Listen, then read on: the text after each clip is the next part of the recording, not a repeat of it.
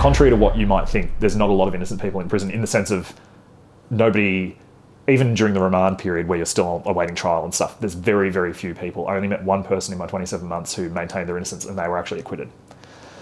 So most people who are in prison know why they're there and what they've done. You know, some of them even kind of find it quite like, oh, I'm back again. In my 27-month sentence, there were a couple of guys I saw come back 3 times. Wow. And that's really like, and they joked about it and threw off about it and made light of it because that's what you have to do in that situation to survive. But the first interaction would always be downcast eyes, shame. You know, they knew they had freedom and they had an opportunity that I didn't have, and they fucked it. They, you know, not used it to their advantage. So prison is a place that can be very sad, lonely and isolated, but it's also a place that can be funny, filled with camaraderie, empowering. It's a microcosm of society, nothing more, nothing less. But is it like what we saw on these shows I mentioned, like gangs and warfare and shivs and looking over your back and social dynamics and heaps of corruption and drugs everywhere and contraband and all that? So look, those things all exist to a greater or lesser extent depending on where in the prison system you are. So I spent 9 months in total in maximum security and 18 months in open camp minimum security at different times in my sentence. And, you know, again, as I said, in the real world, those things are there. But if you mind your own business, be yourself, do your own time, you're not just going to be approached by that sort of thing happening and, you know, press ganged into it or whatever. It's very much like anything.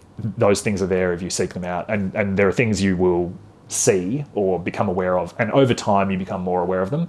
As a first-time person in prison early on, I was oblivious. There was so much stuff happening that I had no idea about. Because if you think about it, if the guards aren't corrupt and in on it, that has to be concealed from the guards.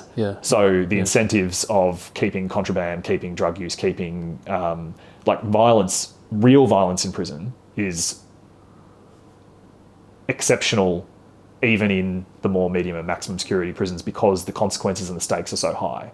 Oh. Do you know what I mean? Like, so most of the conflict and tension in prison came from things like sharing toilets, you know, sharing cooking facilities. What do you mean? Living together. I mean, just like living with someone. living alongside, you know, 50 other people in a maximum security remand unit. So, and again, even in that kind of environment where you might imagine it's a pressure cooker and it likes to get portrayed in media as, you know, this constant roiling chaos. It's not, because, and a lot of that has nothing to do with the prison guards or the rules of the prison.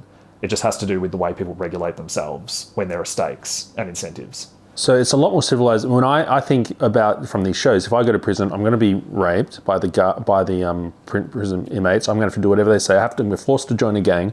The guards are going to beat me off camera. This is all sensationalized. It's not to say those things never happen, but it's also not true to say those things never happen in real life outside prison either.